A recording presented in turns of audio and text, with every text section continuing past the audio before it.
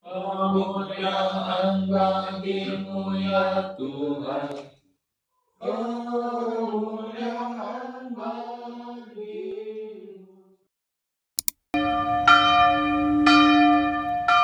Pembacaan diambil dari Injil Suci menurut Lukas pasal 8 ayat 4 sampai ayat yang ke-15. Mari kita perhatikan.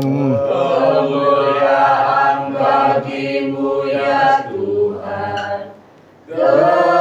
Kemuliaan bagimu. Ketika orang banyak berbondong-bondong datang, yaitu orang-orang yang dari kota ke kota, menggabungkan diri kepada Yesus, berkatalah di dalam suatu perumpamaan, adalah seorang penabur keluar untuk menaburkan benihnya. Pada waktu ia menabur, sebagian benih itu jatuh di pinggir jalan, lalu diinjak-injak orang dan burung-burung di udara memakannya sampai habis. Sebagian jatuh di tanah yang berbatu-batu dan sebasa yang telah tumbuh, ia menjadi kering karena tidak mendapatkan air. Sebagian lagi jatuh di tengah semak duri, yang semak itu tumbuh bersama-sama dan mengimpitnya sampai mati. Dan sebagian jatuh di tanah yang baik, dan setelah tumbuh berbuah 100 kali lipat. Setelah berkata demikian, Yesus berkata, siapa yang mempunyai telinga untuk mendengar, hendaknya ia mendengar. Murid-muridnya bertanya kepadanya, apa maksud perumpamaan itu? Lalu ia menjawab, kepadamu diberi karunia untuk mengetahui rahasia kerajaan Allah, tetapi pada orang-orang lain hal itu diberikan dalam perumpamaan, supaya sekalipun memandang mereka tidak melihat, dan sekalipun mendengar mereka tidak mengerti. Inilah arti perumpamaan itu. Benih yang ialah firman Allah yang jatuh di pinggir jalan itu adalah orang-orang yang telah mendengarnya. Kemudian datanglah iblis dan mengambil firman itu dari dalam hati mereka, supaya mereka jangan percaya dan diselamatkan. Yang jatuh di tanah yang berbatu-batu ialah orang yang setelah mendengar firman itu menerimanya dengan gembira, tetapi mereka tidak berakar. Mereka percaya sebentar saja, dan dalam masa pencobaan mereka murtad. Yang jatuh di semak ialah orang yang mendengar firman Allah itu, dan dalam pertumbuhan selanjutnya mereka terhimpit oleh kekhawatiran dan kekayaan dan kenikmatan hidup, sehingga mereka tidak menghasilkan buah yang matang. Yang jatuh di tanah yang baik itu ialah orang yang telah mendengar firman itu, menyimpannya dalam hati yang baik, dan mengeluarkan buah dalam ketekunan.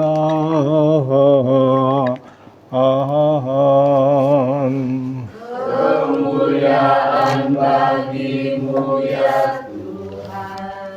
Kemuliaan bagimu.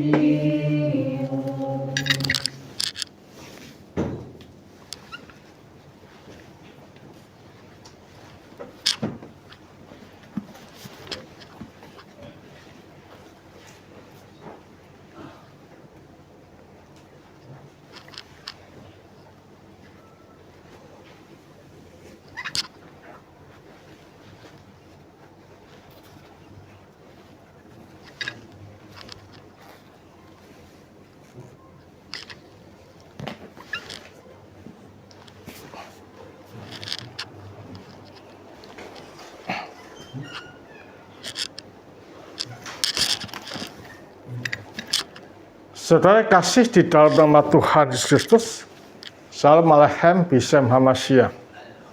Kami ucapkan selamat sama anak saya Tasya kemarin ke keraton ya, Mangkunegaran, dapat gelar Raden Roro.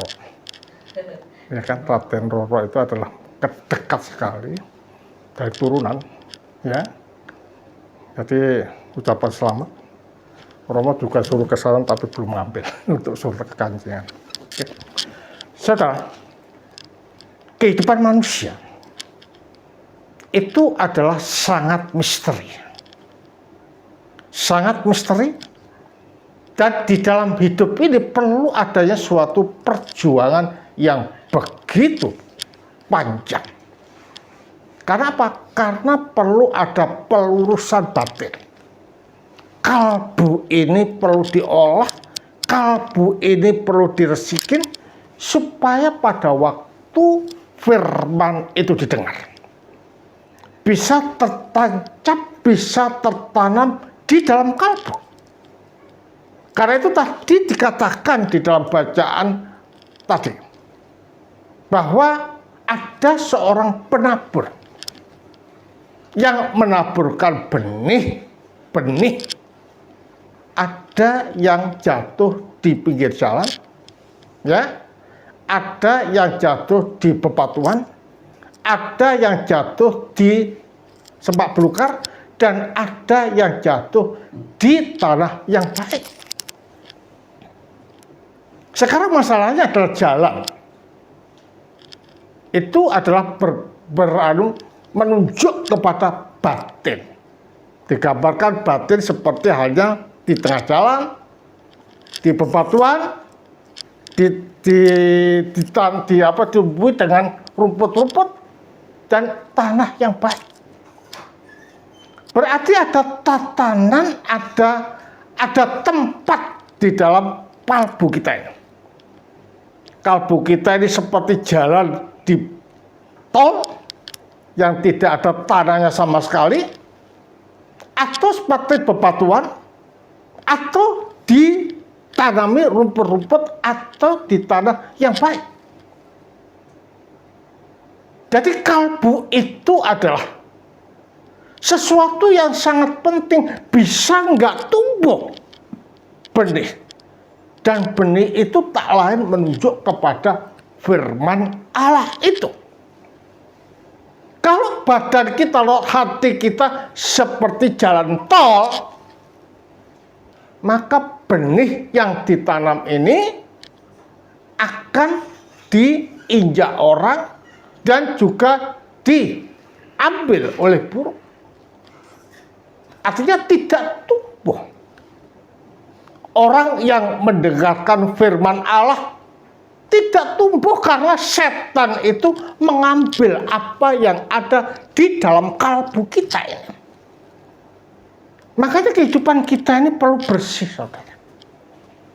Ya, perlu bersih, perlu bening. Nah, dengan demikian tidaklah salah apa yang dikatakan oleh falsafah Jawa, Jer Basuki Bowo Beo. Atau dapat dikatakan di dalam Pilokalia, yang menyatakan bahwa kehidupan manusia itu adalah seperti perang kembang. Artinya apa? Makin kita masuk ke dalam hati kita, ke dalam jantung kita ini, yang didapat adalah kegelapan. Yang didapat adalah tumbuh-tumbuhan yang rimbun dan gelap. Di sana ada raksasa yang siap untuk menerkam kita. Artinya apa? Artinya di dalam batin kita terdalam, setelah manusia itu menggunakan kehendak bebasnya secara salah, apa yang terjadi? Keterputusan. Apa yang terjadi? Keterpisahan. Apa yang terjadi? Keegoisan, keserakan, kejahatan, kemurkaan, dengki, iri, dan lain sebagainya. Itu bercokol di dalam kalbu kita. Nah, kalau ini kita biarkan, apa yang ada di kalbu kita, bak benih yang ada di jalan raya akan diambil oleh iblis. Ya, akan diambil oleh iblis. Dan kalau ini kita teruskan juga, bisa digambarkan batin kita itu ketika menerima firman Tuhan bergembira, tetapi tidak bertumbuh karena di bebatuan. Artinya apa? Kejahatan yang ada di dalam kalbu kita ini masih ada. Makanya untuk mengikut Kristus ada dua tahapan yang perlu diketahui apa itu? Menyangkal diri, memikul salib, dan mengikut aku. Nah, menyangkal diri itu apa sih? Menyangkal diri ini adalah ingin memperhardaning kamurkan yang ada di dalam kalbu ini. Keserakahan, kebencian, kejahatan, egois, menanya sendiri dan lain sebagainya. Ini harus kita hancurkan. Supaya apa? Supaya benih atau firman itu bisa bercokol dan bisa tumbuh di dalam kehidupan kita. Saudara, kalau kita melihat di dalam tatanan Jawa, orang-orang yang di dalam kerajaan itu kalau white ya white, kalau black ya black. Kalau kita melihat di dalam tatanan Jawa, seorang kesatria, ya seorang kesatria, kalau dia itu baik, memang baik sungguhan. Betul-betul hidupnya itu adalah untuk orang lain. Dan dia bisa berkata jujur. Bisa beradaptasi kepada orang lain. Kalau hatinya itu betul-betul bisa mengalahkan nafsu. Kemanapun kita pergi. Apapun yang kita bicarakan. Apapun yang kita lihat. Itu menjadikan rahmat kepada orang lain.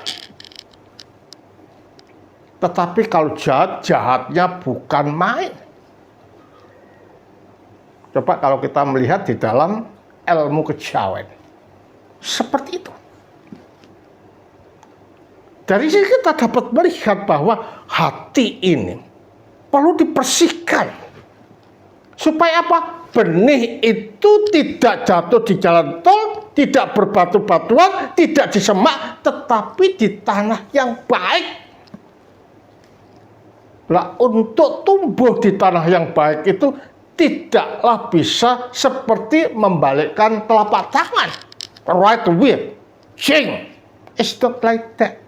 There is process in order to get that salvation, that holiness in our life. Jadi ada perjuangan. Lah perjuangannya itu apa, Rom? Perjuangannya adalah laku suci, laku benar, laku yang dikehendaki oleh Allah. Karena kalau kita tidak bisa melakukan ini, tidaklah mungkin kita dapat memikul salib. Karena apa? Memikul salib itu identik dengan penderitaan, kesengsaraan, dibully, bahkan dibunuh. Jadi kalau dipikir kehidupan orang Kristen ini adalah kehidupan yang always struggling all the time in our life. Tidak pernah berhenti, kita selalu berjuang terus-menerus untuk dapat menyucikan kalbu di sini. Makanya Tuhan dan gereja itu senantiasa mengajarkan untuk apa? Puasa, ya kan? Untuk sholat, ya kan? Untuk memerangi diri, ya kan? Untuk merenung di dalam hidup ini. Jadi kehidupan Kristen ini adalah kehidupan yang mengimplementasikan semua ajaran baik yang ditulis oleh Alkitab, baik yang diajarkan oleh gereja, atau juga tradisi lisan. Without that, impossible we get what is called salvation. Karena apa? Karena kalau kita belum bisa nata kalbu, ketika kita dibully, kita lebih membuli. Ketika kita difitnah, kita lebih memfitnah. Ketika kita dijahati, kita lebih jahat. Dan kalau seperti ini, maka semboyan percaya dengan Kristus pasti selamat. Impossible. Itu adalah merupakan bualan. Dan itu juga digambarkan di dalam Yohanes 15. Kita dikatakan sebagai apa? Carang. Ya. Nah, kalau tidak menempel kepada pokok anggur akan apa? Dibuang, ditebang, dan dibakar. Kenapa? Kalau tidak menempel pada pokok anggur dibuang karena tidak ada nutrisi. Ya, nutrisinya apa? Perjamuan kudus. Nutrisinya apa? Pengajaran. Nutrisinya apa? Ibadah. Nutrisinya apa? Merenung tiap hari di dalam kehidupan kita untuk menata kalbu. Jadi kehidupan orang Kristen ini bukan kehidupan yang seperti ada dimotivasi. Banyak pendeta memotivasi tetapi tidak mengimplementasikan ajaran di dalam hidup. Kira-kira demikian bisa nggak selamat? Bisa nggak selamat? Tidak.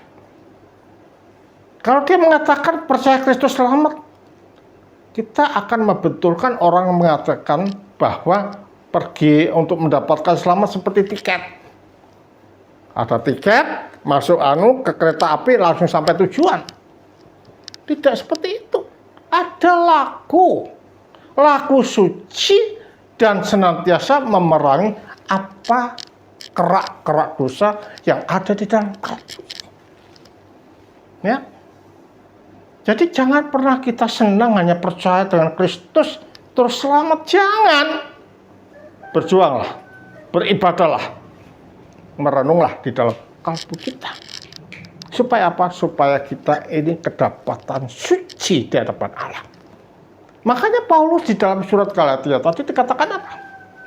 Hidupku bukan aku lagi, tetapi Kristus yang ada di dalam aku. Artinya apa? Artinya dia menyerahkan kehidupannya secara total di hadapan Allah. Tidak memperdulikan dirinya, tetapi yang dinomorsatukan dan dikedepankan di dalam hidupnya adalah Kristus. Cara pandangnya adalah cara pandang Kristus, perkataannya adalah berkata Kristus, tindakannya mengimplementasikan Kristus, dan semuanya itu Kristus. Nah, itulah yang dikatakan sebagai gambar Allah. Ya, gambar Allah. Jadi sebagai gambar Allah itu di dalam kehidupannya itu selalu mengekspresikan karakteristik Allah yang bersifat Tritunggal itu. Ya, kalau dikatakan kita mengekspresikan karakteristik Allah yang Tritunggal itu, berarti tidak ada benturan, tidak ada kebencian, tidak ada keserakahan, tidak ada ingin memiliki barang orang lain, tidak tinggal sama orang, tidak ada seperti itu. Yang ada apa? Keharmonisan, kasih, dan merangkul semua orang. Karena di dalam kehidupan orang Kristen ini, sebenarnya kalau kita sudah melenceng dari apa yang diajarkan orang Kristus, kita dikatakan sebagai pribadi-pribadi yang tidak normal. Ya, pribadi-pribadi yang tidak normal. Artinya terpisah dari Allah.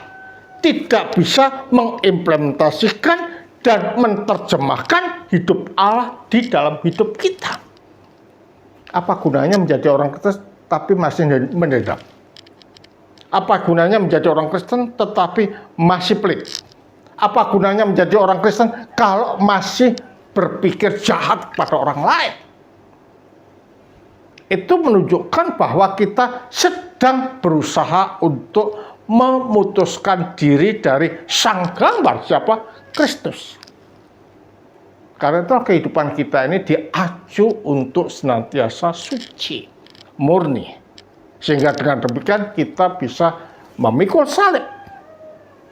Ketika kita diejek, kita tidak membalas mengejek. Ketika kita dihina, kita tidak membalas menghina. Ketika kita disakiti, kita tidak menyakiti.